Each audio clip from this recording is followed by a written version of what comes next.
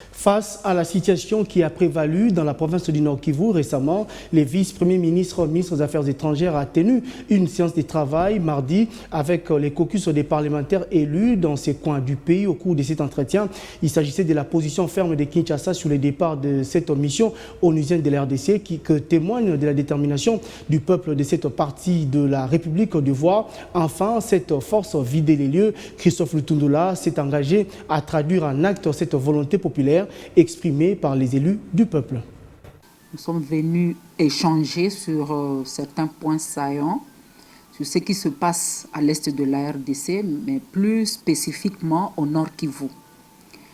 Tout le monde de toute la RDC le sait, il se passe des atrocités depuis bientôt presque 22 ans à l'est de la RDC, malgré la présence très prononcée de la MONUSCO. On nous parle de 22 000 casques bleus, qui sont officiellement une force de protection de la population pour le moment.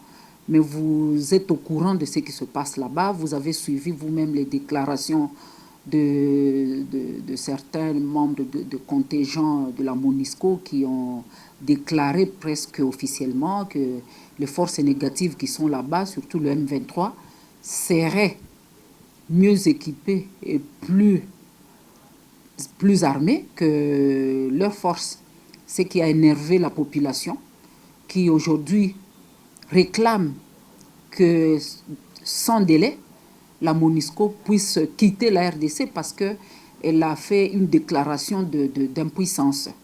Et il était plus qu'important que nous puissions venir récolter des informations sûres et fiables auprès de notre ministre des Affaires étrangères sur tous les balais diplomatiques qu'ils sont en train de faire avec les pays voisins, notamment le Rwanda, l'Ouganda, le Burundi, le Kenya, et j'en passe, par rapport à la constitution de la force est-africaine d'interposition qui se déploiera, on ne sait pas quel jour, à l'est de la RDC, plus particulièrement au Nord Kivu.